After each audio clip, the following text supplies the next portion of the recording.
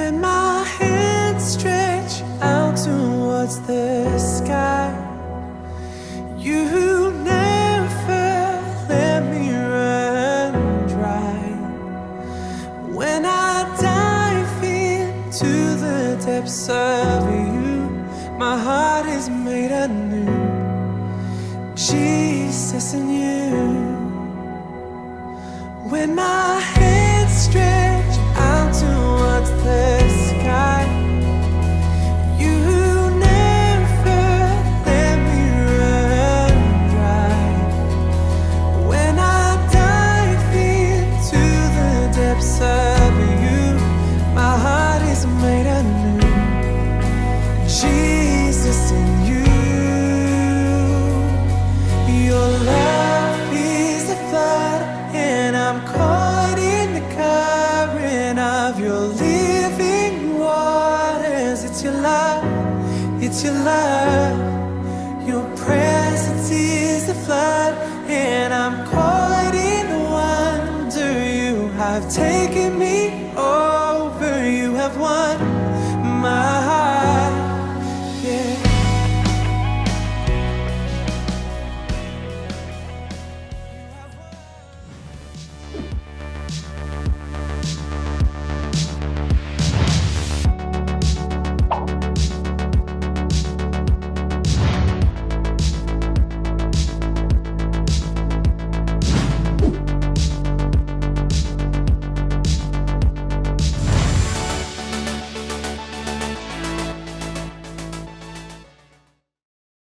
Selamat pagi, Bapak Ibu, saudara-saudari sekalian.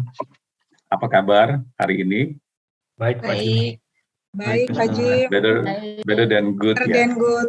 Lebih baik dari baik. Kalau lebih baik dari baik berarti Baik sekali. baik sekali.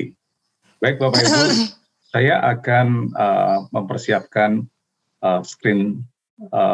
share screen saya terlebih dahulu. Ya, kita masuk dalam minggu kedua dari seri khotbah When Questions Are Answers, ketika pertanyaan-pertanyaan itu dijawab atau mendapat jawaban.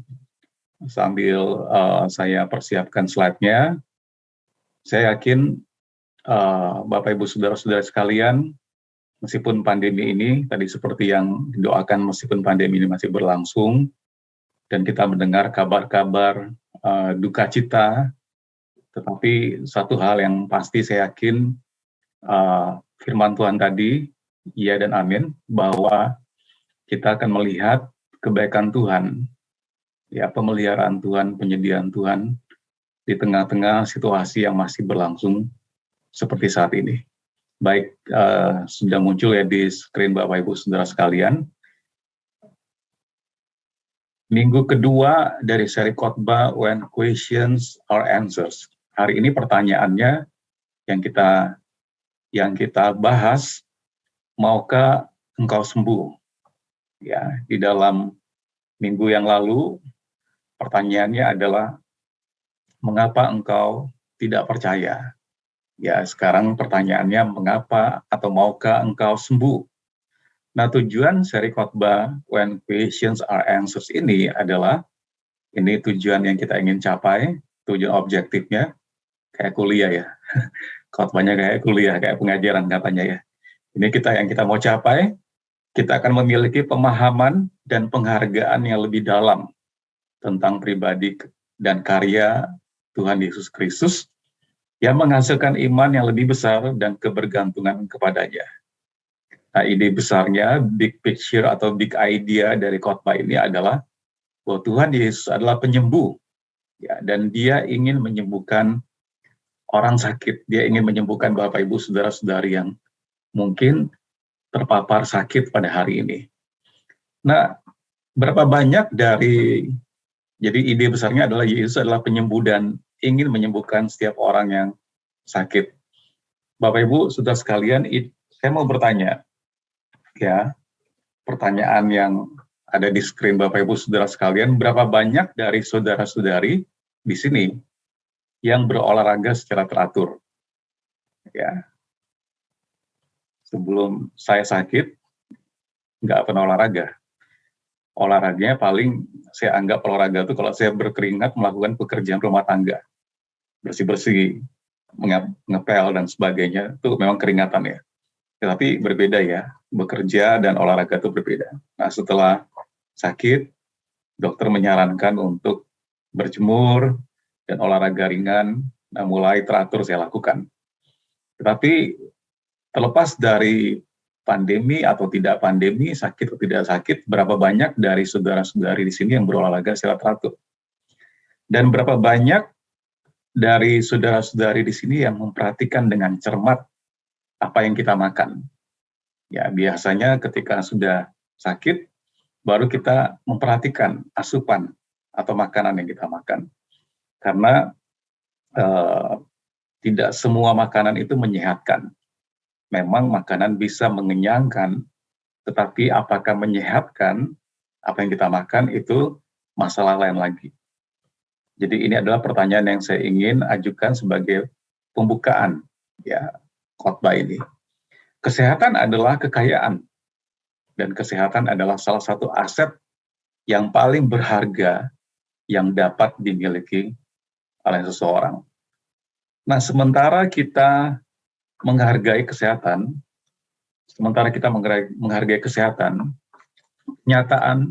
kenyataannya kita hidup di dunia yang rusak, ya, dan tidak pasti di mana pada akhirnya kita hidup di dunia yang rusak dan tidak pasti, begitu banyak perubahan, ya, perubahan iklim, perubahan cuaca, ya, perubahan penyakit, ya, banyak sekali perubahan yang terjadi yang akhirnya kemampuan kita untuk mencegah penyakit itu juga menjadi terbatas, ya. Karena itu kita selalu diperhadapkan pada kenyataan waktu kita sakit kita membutuhkan obat, kita membutuhkan perawatan medik, ya. Nah, sekarang sementara kita sakit, ya, kalau kita sedang sakit, kita akan mengacu kepada dokter, kita akan mengacu kepada obat-obatan, seperti hari-hari ini kita mengacu kepada suplemen vitamin, ya, atau mungkin tindakan-tindakan yang lebih jauh lagi dalam proses kesembuhan itu. Apakah lewat operasi, atau lewat terapi, dan sebagainya. Artinya, kita melihat kepada hal itu. Ya, tentu saja, ini semua tidak salah. Tuhan menggunakan ilmu pengetahuan medik, ya, Tuhan menggunakan obat-obatan. Tetapi Bapak Ibu Saudara sekalian, pada akhirnya kita harus memahami bahwa Tuhanlah yang menyembuhkan. Karena banyak juga orang yang diobati oleh dokter, diberikan obat-obatan, diberikan tindakan medik, tapi juga tidak bisa menyelamatkan nyawa mereka. Nah, kita memang mencari obat, dokter, tindakan medik, dan sebagainya. Tetapi Bapak Ibu Saudara-saudari sekalian dikasih Tuhan, ya, Tuhan yang menyembuhkan. Ya, Tuhanlah yang bisa menyembuhkan. Tugas dokter itu mengobati. Tetapi yang menyembuhkan bukan dokter yang menyembuhkan. Yang menyembuhkan adalah Tuhan sendiri. Nah, pertanyaannya adalah, apakah Bapak Ibu Saudara dan saya, apakah kita percaya bahwa kita dapat menerima kesembuhan dari Tuhan? Ya, ada satu forward video WhatsApp group yang saya terima juga minggu lalu yang sempat saya share di WA group jemaat. Seorang kakek yang berumur 101 tahun di Semarang, dia kena COVID, ya, tapi dia berhasil sembuh. Dan di dalam video itu ada cuplikannya dia lagi minum obat. Sebelum dia minum obat, dia berdoa seperti ini. Terima kasih Tuhan untuk obat ini. Saya minum obat ini sebagai sarana kesembuhan, tapi Engkau Tuhan yang menyembuhkan. Dalam nama Tuhan Yesus, amin, baru dia minum obatnya. Dan luar biasa, kakek ini, dia percaya dia diberikan umur sampai 105 tahun, kalau saya tidak salah. Dia berharap, dia beriman, dia bisa hidup sampai 105 tahun. Nah, Bapak Ibu, saudara-saudara sekalian, pertanyaannya bagi kita semua adalah, apakah kita percaya bahwa kita dapat menerima kesembuhan dari Tuhan. Ini yang menjadi teks kita pada hari ini dalam Yohanes pasal 5 ayat 1-9. Kita baca teks kita pada hari ini. Sesudah itu ada hari raya orang Yahudi dan Yesus berangkat ke Yerusalem. Di Yerusalem dekat pintu gerbang domba ada sebuah kolam yang dalam bahasa Ibrani disebut Bethesda. Ada 5 serambinya. Ya, ada 5 serambinya. Kemudian di ayat yang ketiga dikatakan, dan serambi-serambi itu, dan di serambi-serambi itu berbaring sejumlah besar orang sakit. Orang-orang buta, orang-orang timpang, dan orang-orang lumpuh yang menantikan goncangan air kolam itu. Ayat yang keempat, sebab sewaktu-waktu turun malaikat Tuhan ke kolam itu dan menggoncangkan air itu. Dan barang siapa yang terdahulu masuk ke dalamnya, sesudah goncangan air itu, menjadi sembuh, apapun penyakitnya. Di situ lalu ayat yang kelima, di situ ada seseorang yang sudah 38 tahun lamanya sakit. Ya, Bapak Ibu saudara-saudari bisa mengingat ya atau mencamkan 38 tahun, luar biasa ini ya. Ini bukan waktu yang pendek ya, 38 tahun lamanya dia sakit. Ketika Tuhan Yesus melihat orang itu berbaring di situ dan karena ia tahu bahwa ia telah lama dalam keadaan itu, berkatalah ia kepadanya, maukah engkau sembuh? Nah, ini pertanyaan yang akan dijawab. Ya, when questions are answers. Ini questions ya. Maukah engkau sembuh? Jawab orang sakit itu kepadanya, Tuhan, tidak ada orang yang menurunkan aku ke dalam kolam itu. Apabila airnya mulai goncang, dan sementara aku menuju ke kolam itu, orang lain sudah turun mendahului aku. Kata Yesus kepadanya, bangunlah, angkatlah tilammu, dan berjalanlah. Dan pada saat itu juga sembuhlah orang itu, lalu ia mengangkat tilamnya dan berjalan. Tetapi hari itu hari Sabat. Ya. Bapak Ibu, saudara-saudara sekalian yang dikasihi Tuhan, kolam Bethesda adalah kolam Bethesda, artinya itu kasih karunia atau anugerah atau kebaikan Tuhan, kemurahan Tuhan. Jadi kalau ada rumah sakit Bethesda, itu berarti rumah sakit kemurahan Tuhan, anugerah Tuhan, kasih karunia Tuhan. Ya, ada kepercayaan lokal bahwa kolam Bethesda memiliki kekuatan penyembuhan.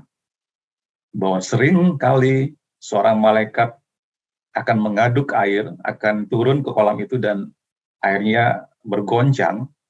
Nah, ketika itu terjadi, yang pertama kali masuk ke dalam air itu akan disembuhkan. Ya, banyak kepercayaan-kepercayaan seperti ini juga ada di bangsa-bangsa, termasuk di bangsa kita Indonesia. Ya, sumber mata air kesembuhan, ya, atau tempat-tempat tertentu, ya, atau ke makam orang-orang yang dianggap punya ilmu, atau orang-orang yang dianggap punya pengaruh, sampai ketika mereka meninggal pun kuburannya didatangi dan ada kepercayaan bahwa mereka bisa menyembuhkan. Ya, kepercayaan-kepercayaan seperti itu. Nah, di tengah orang banyak yang sakit, banyak orang yang sakit pada waktu itu, Tuhan Yesus memilih satu orang, dan dia bertanya kepada satu orang itu. Ada banyak yang sakit ya di kolam itu, yang menanti goncangan air kolam itu, ya. Tetapi Tuhan Yesus hanya fokus kepada satu orang, ya, yang tadi diajak berbicara. Orang ini berbaring selama 38 tahun. Ya, tadi saya katakan 38 tahun ini bukan waktu yang pendek. Mungkin di sini para remaja belum ada yang umurnya 38 tahun. Ya, yang masih mahasiswa paling 20-an. Kalau yang profesional yang sudah bekerja 30-an. Bisa bayangkan ya. Jadi selama saudara yang umurnya 30-an atau 38 tahun mungkin itu sakit. Ya. Luar biasa ya. Ini penderitaan yang sangat-sangat panjang. Orang ini berbaring selama 38 tahun di tilamnya, berarti dia sangat menderita dan sangat lemah. sehingga dia tidak dapat berjalan atau bahkan berdiri untuk waktu yang lama. Usahanya akan sangat sia-sia. Nah, Tuhan Yesus memilih orang ini, ya. Tuhan Yesus memilih memperhatikan orang tersebut yang tampaknya paling membutuhkan kesembuhan. Pertanyaan Tuhan Yesus pasti agak naif, agak aneh baginya. Ya, siapa yang tidak ingin disembuhkan 38 tahun? Di dalam hatinya dia berkata demikian, maukah engkau sembuh? Ya pasti saja, saya ingin sembuh. Ya. Namun pertanyaan Tuhan Yesus itu juga mengungkapkan, ya mengekspresikan, ya atau menyiratkan seruan pada kemauan orang tersebut yang mungkin karena bertahun-tahun, 38 tahun loh, dia sudah putus asa, sehingga tidak ingin lagi, tidak punya kemauan untuk sembuh. Ya. 38 tahun dalam keputusasaannya mungkin telah melumpuhkan keinginan, kemauan orang ini untuk disembuhkan. Pertanyaan Tuhan Yesus tadi menyiratkan seruan kepada kemauannya, men-challenge, ya, menantang, membangkitkan kemauannya lagi yang selama bertahun-tahun, karena putus asa mungkin telah melumpuhkan pria tersebut, ya, orang tersebut. Nah, Tuhan dapat menyembuhkan sakit penyakit, Tuhan dapat menyembuhkan kelemahan atau ketidakmampuan, disability, apapun yang kita miliki. Bapak, Ibu, saudara-saudari, dan saya, kita bisa sehat secara fisik, tetapi kita juga bisa mengalami kelumpuhan rohani. Apa maksudnya kelumpuhan rohani? Kita tidak bisa keluar dari suatu dosa yang mengikat, yang memperhamba kita. Kita bisa juga mengalami kelumpuhan secara mental, secara jiwa. Kita bisa mengalami kelumpuhan secara emosional, seperti saat-saat pandemi seperti ini. Banyak yang mengalami gangguan secara mental, secara emosional, atau kasus-kasus lain yang sedang kita hadapi saat ini. Apapun sakit penyakit, kelemahan, dan ketidakmampuan itu, Tuhan dapat menyembuhkan. Pertanyaannya, jadi bagaimana kita bisa mendapatkan kesembuhan dari Tuhan? Hanya ada 2 poin minggu ini. Yang pertama, kita dapat menerima kesembuhan dengan bergantung kepada Tuhan Yesus. Di ayat yang ke-6, ketika Tuhan Yesus melihat orang itu berbaring di situ, dan karena ia tahu bahwa ia telah lama dalam keadaan itu, berkatalah ia kepadanya, maukah engkau sembuh? Tuhan Yesus menantang orang itu, apakah kamu ingin sembuh? Tuhan tidak mengacu kepada kesembuhan dari kolam Bethesda, tapi dia mengacu pada dirinya sendiri. Jika kita merubah pertanyaannya, mungkin pertanyaannya kalau kita parafrase, kalau kita sederhanakan pertanyaannya, apakah Anda ingin sembuh melalui sumber penyembuhan yang sebenarnya, bukan dari kolam Bethesda, tapi dari sumber penyembuhan yang sebenarnya? Sumber penyembuhan orang lumpuh itu, harapannya dia selama 38 tahun, sumber penyembuhannya itu adalah kolam Bethesda. Ya. Tadi ingat ya, Bethesda artinya anugerah atau kasih karunia. Dia khawatir, ya, ketika Tuhan bertanya kepada dia, maukah engkau sembuh?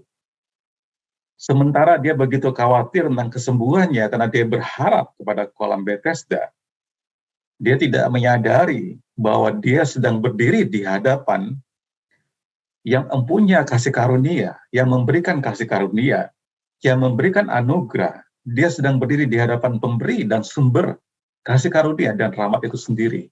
Dia sedang berdiri di hadapan penyembuh, yaitu Tuhan Yesus Kristus sendiri. Ya. Nah, Bapak Ibu, saudara-saudari sekalian, di tengah-tengah pandemi seperti ini dengan suatu penyakit yang namanya COVID, ini penyakit baru, ya, yang begitu banyak orang, apakah dunia medis dan non-medis yang masih mereka-reka, masih mencari berbagai solusi alternatif pencegahan maupun pemulihan penyembuhan dari sakit ini. Macam-macam ya, kita bisa sebutkan. Dari minyak kayu putih, bawang putih, ya ukup dengan air panas, minum air panas, banyak sekali ya. Makan dari minum dari air belimbing wulu yang direbus. Begitu banyak medik dan non-medik, bahkan hal-hal yang tidak masuk akal, tidak masuk nalar sehat. Nah, beberapa waktu yang lalu, Bapak Ibu Saudara-saudari, kita tahu bahwa India dihantam tsunami COVID. Ya. Ratusan ribu orang meninggal setiap hari. Jadi kalau di India kan mayatnya dibakar, sampai mau dibakar pun mayat itu antri. Nah, apa yang terjadi? Mereka mencari berbagai alternatif untuk menangkal atau menyembuhkan dari sakit COVID. Gambar ini memperlihatkan Bapak Ibu Saudara sekalian, ini saya ambil dari Reuters, sumber beritanya Reuters.com. Ini adalah orang-orang di India, foto kiri atas, paling atas, yang di depan ember, itu mereka mengadakan terapi untuk mencegah atau menyembuhkan COVID dengan memandikan diri mereka dengan kotoran sapi. Ya. Mandi kotoran sapi, mandi pupnya sapi. Jadi kotorannya dimandikan di tubuh mereka. Yang kanan atas bahkan mandi susu, langsung dari air susu sapi yang diperah langsung dimandikan. Bahkan air kencingnya sapi itu ditampung diminum, foto kanan bawah. Drinking cow urine to protect against virus. Nah, Bapak Ibu Saudara sekalian, kita bisa melihat manusia dengan segala kecanggihannya, kemajuan teknologinya, kadang-kadang mencari jalan keluar untuk kesembuhan mereka dari hal-hal yang tidak masuk akal. Dari hal-hal yang alternatif, bukan hanya medik secara ilmu pengetahuan, tapi juga hal-hal yang seperti ini, yang tidak masuk di pikiran kita. Tapi kita tahu, Bapak Ibu Saudara-saudari sekalian, sebagai orang Kristen, kita harus percaya bahwa pada akhirnya Tuhan Yesus yang menyembuhkan.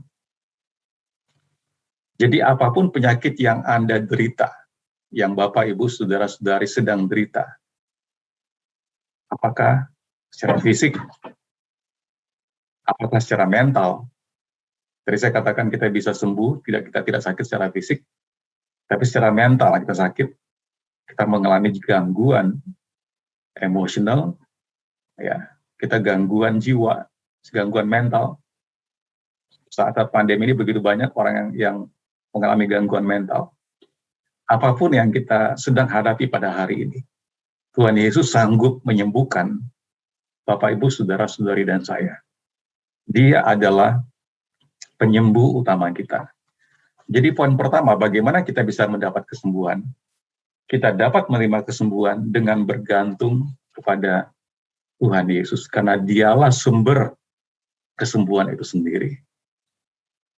Bukan dari kolam Bethesda, bukan dari yang lain-lainnya. Dialah sumber kesembuhan itu sendiri. Oleh karena itu, penyembuhan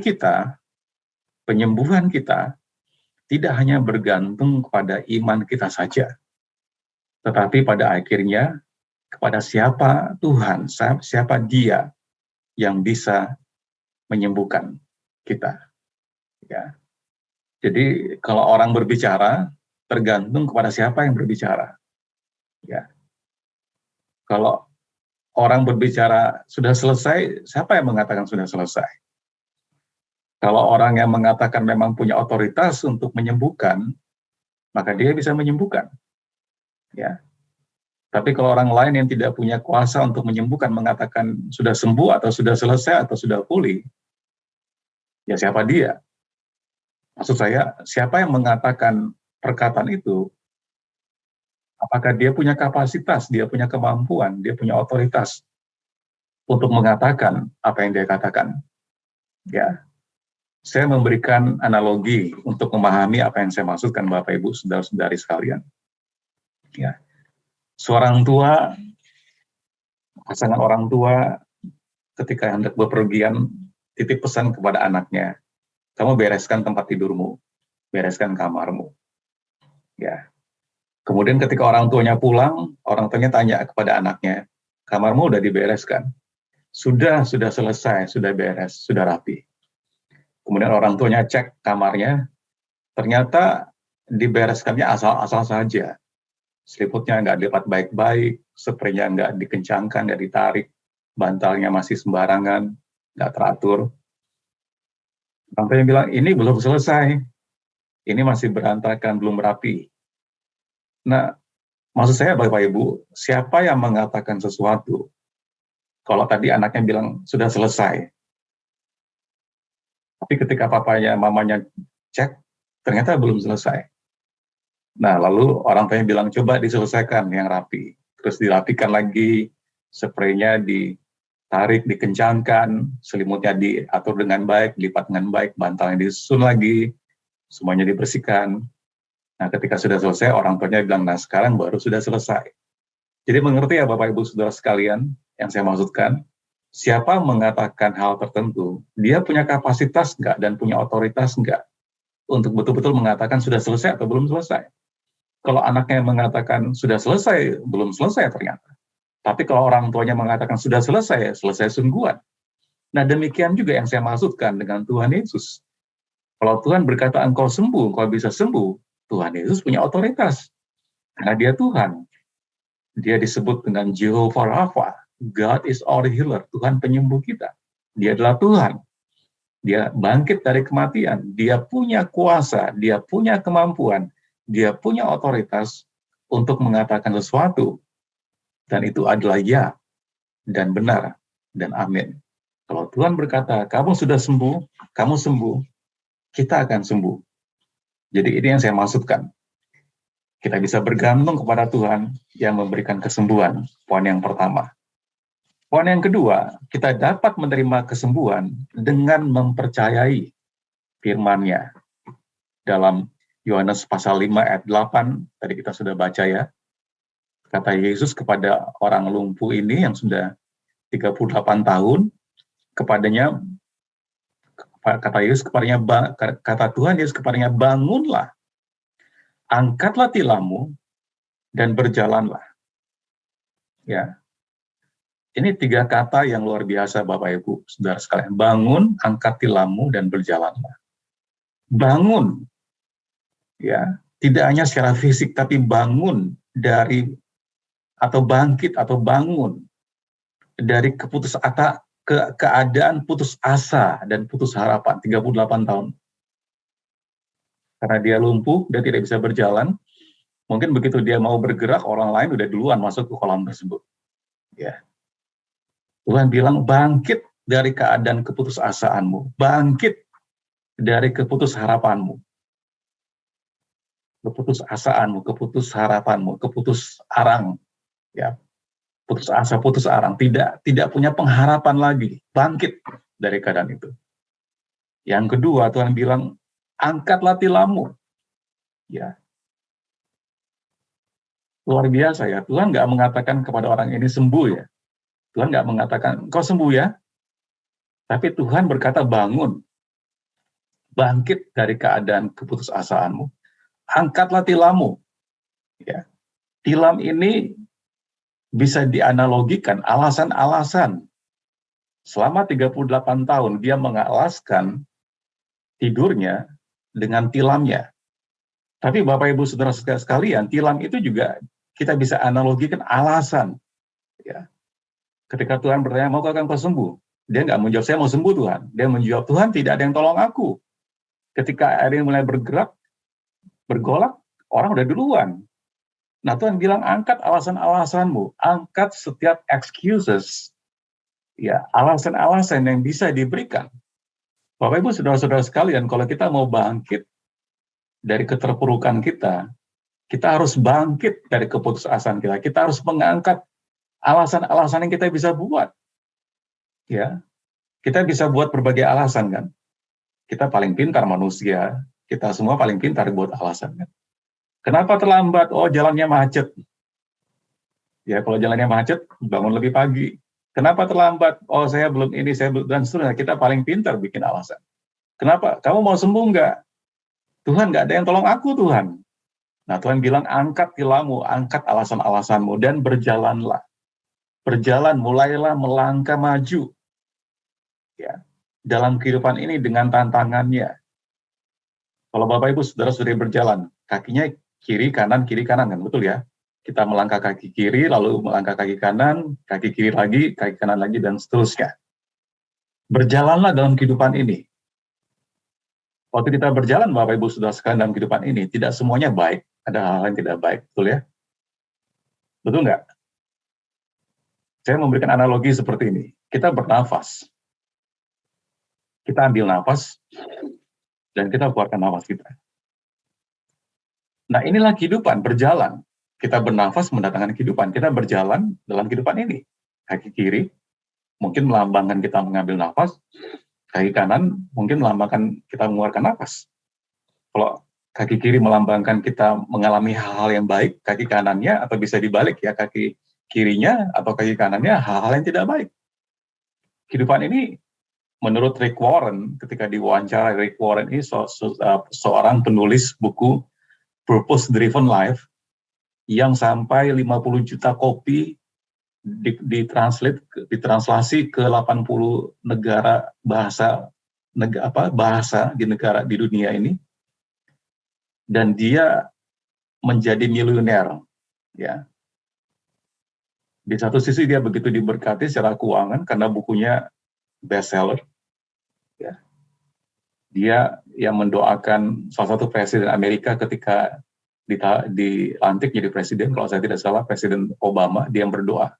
Pastor Rick Warren, dia berkata ketika ditanya ketika diinterview apa arti hidup ini, dia mengatakan sebagian orang mengartikan hidup ini seperti berjalan, kadang naik di bukit, di puncak, melambangkan hal yang baik, melambangkan mungkin kesuksesan, promosi, berkat, kesembuhan, sukacita, tapi juga hidup ini bisa turun lembah, turun bukit, melambangkan hal yang tidak enak, tidak baik, melambangkan hal-hal yang tidak nyaman, masalah yang harus dihadapi. Tapi bukankah itu kehidupan?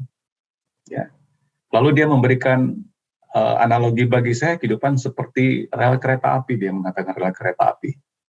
Ada sisi rel sebelah kiri, ada sisi rel sebelah kanan. Rel kereta api kan dua besi ya Bapak Ibu yang dihubungkan. Ada bantalannya, ada rel kiri, rel kanan. Ya. Kalau kiri melambangkan hal yang tidak baik, kanan melambangkan hal yang baik. Tapi hal yang tidak baik dan baik ini yang membuat kita maju terus.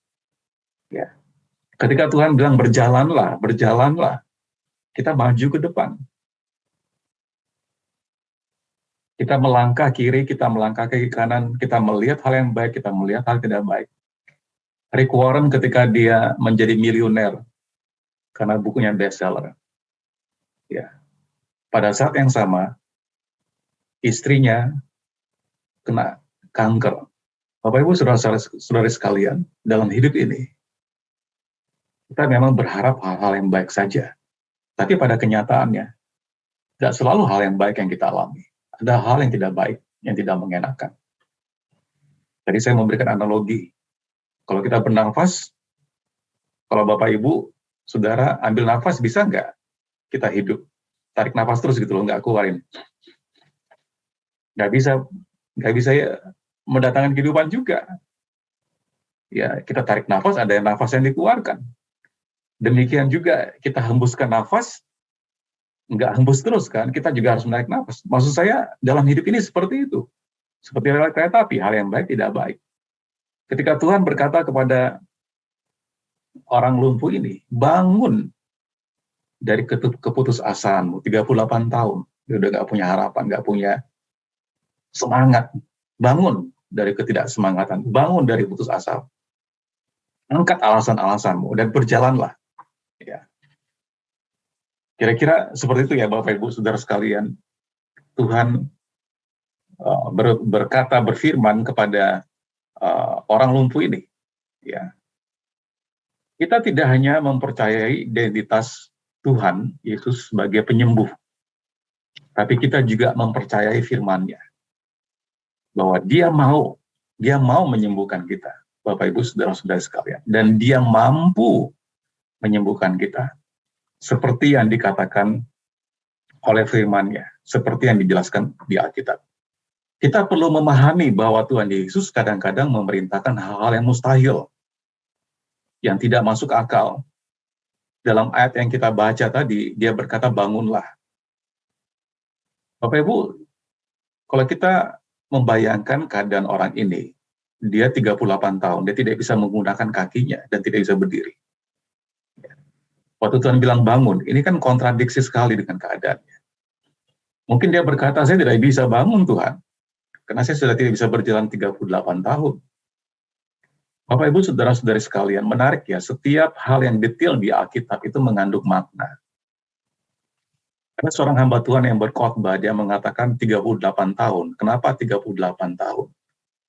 Kenapa bukan 28, 48, kenapa bukan 32, 35, dan seterusnya? Kenapa 38 tahun di sini? Pengkhotbah ini mengatakan sebenarnya dalam bahasa aslinya dikatakan 30 dan 8 tahun. Jadi bukan 38 tahun, tapi 30 dan 8 tahun. Orang ini. 30 melambangkan maturity, kedewasaan. Tuhan Yesus mulai melayani umur 30 tahun. 30 tahun, kedewasaan bukan berarti ketika seorang 18 tahun atau 21 tahun ulang tahunnya. 30 tahun berarti dia sudah matang sekali. Maturity. Jadi 30 tahun sudah selesailah penderitaanmu 30 tahun. Ya. Dan 8 dan 30 dan 88 bagi orang Yahudi adalah angka permulaan baru. Kenapa? Karena hari ke-7 Tuhan berhenti. Penciptaan 6 hari, hari ke-7 berhenti. Hari ke-8, it's a new beginning. Permulaan baru. Jadi dengan tersirat di sini 38 tahun penderitaanmu sudah cukup hari ini, dan hari ini adalah permulaan yang baru dalam kehidupanmu. Ya. Nah, orang ini nggak bisa berjalan, nggak bisa berdiri. Tetapi ketika Tuhan Yesus mengatakan bangunlah, tetapi sebenarnya Tuhan Yesus berkata kamu bisa, karena aku yang berkata begitu, maka kamu akan bisa. Ingat Bapak Ibu, siapa yang mengatakan? Tergantung siapa yang mengatakan. Dia punya otoritas enggak untuk mengatakan hal itu. Ya. Nah Bapak Ibu, saudara-saudari sekalian, kita perlu mempercayai firman Tuhan. Meskipun situasi yang kita alami berbalik belakang dengan situasi yang kita hadapi. Apa yang kita percayai, apa yang kita doakan, apa yang kita harapkan, berbalik belakang dengan apa yang ada di depan mata kita. Berbalik belakang dengan situasi yang ditunjukkan, ya.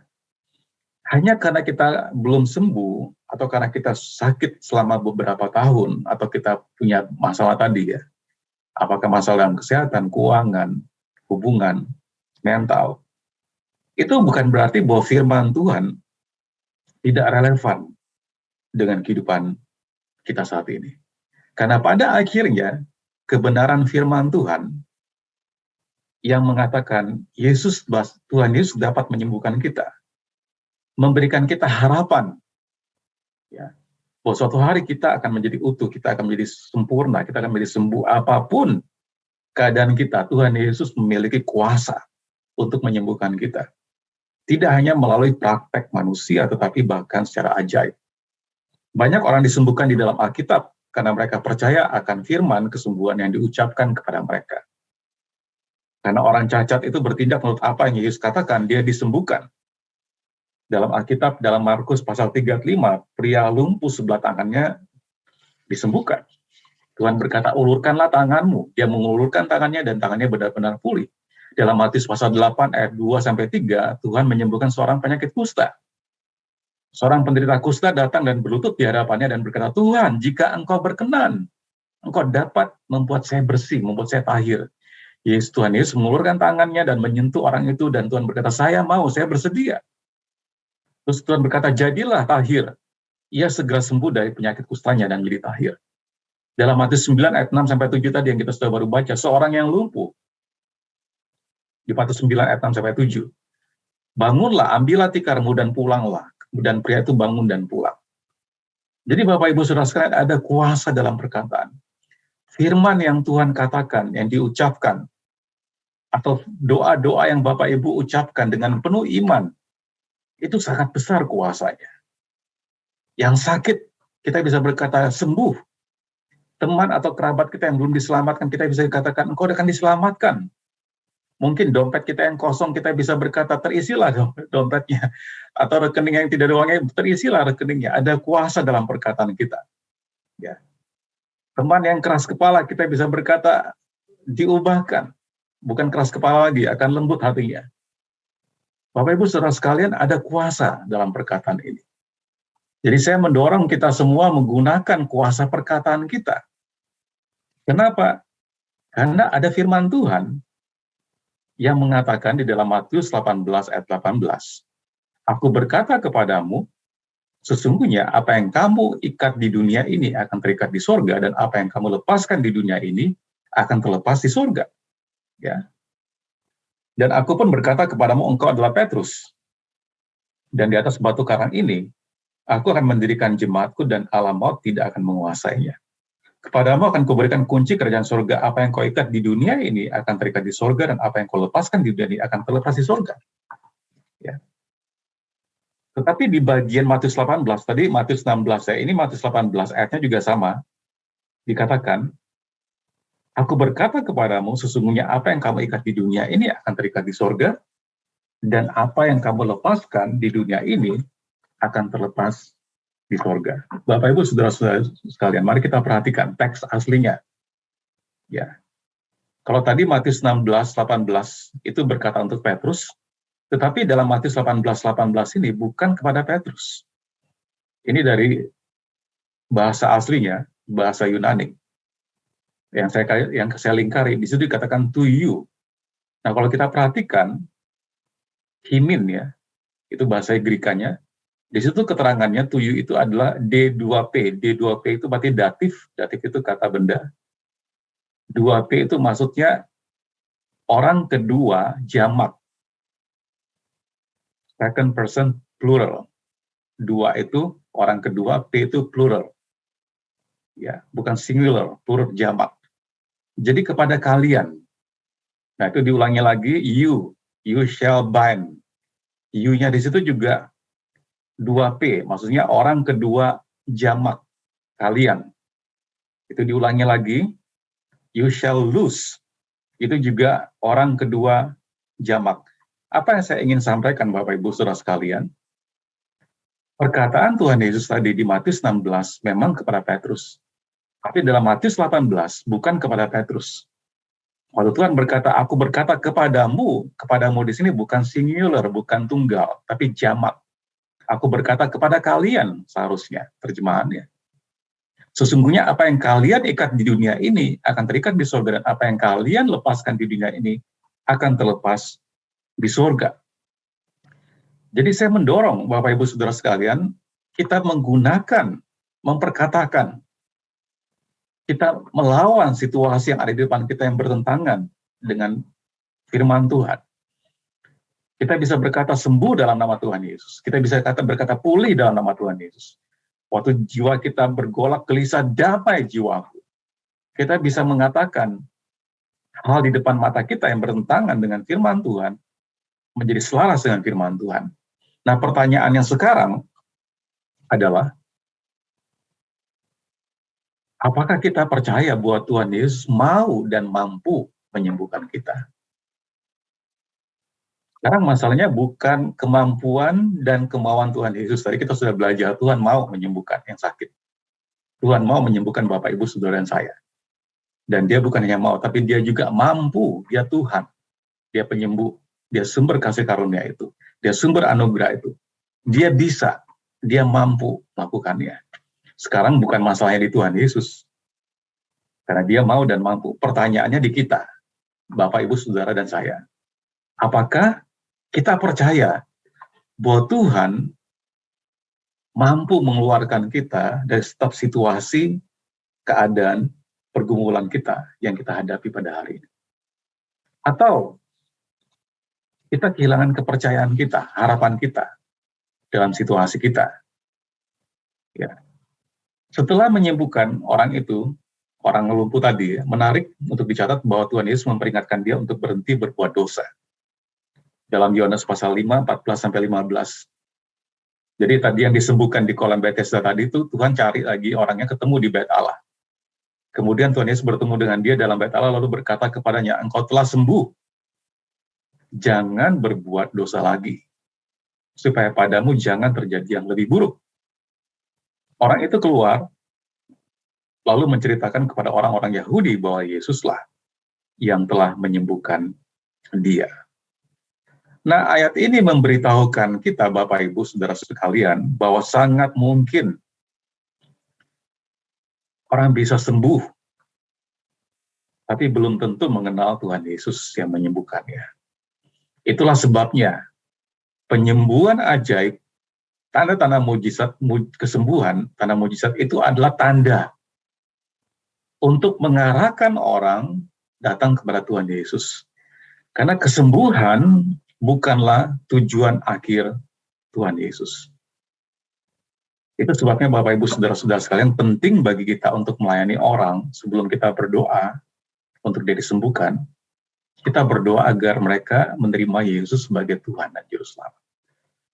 Dalam pengalaman saya mengembalakan, melayani, beberapa kali saya mendoakan orang yang sudah dying sekarat, yang sudah diambang kematian, dalam kesakitannya, apakah di rumah atau di beberapa kali di rumah sakit, di ruang ICU. Ya. Saya selalu mengajak orang itu untuk menerima Yesus sebagai Tuhan dan Juru Selamat. Tubuhnya bisa tidak disembuhkan, tubuhnya bisa tidak diselamatkan, tetapi yang penting jiwanya diselamatkan. Ketika mereka meninggal, tubuhnya mati, tapi jiwanya, nyawanya, rohnya akan hidup selama-lamanya bersama-sama dengan Tuhan Yesus di surga yang kekal dan bahagia.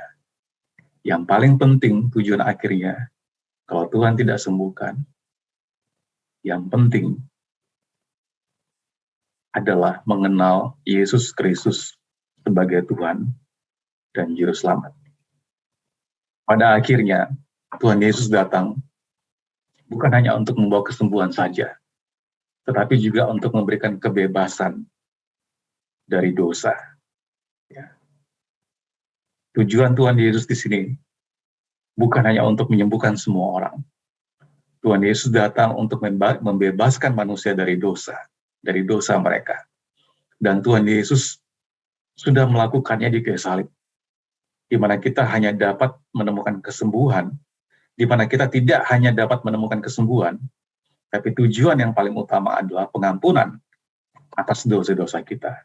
Nabi Yesaya menggambarkan, Yesaya ini hidup 800 tahun sebelum Tuhan Yesus datang, dia menggambarkan ini nubuat, dan digenapi ketika Tuhan Yesus disalibkan.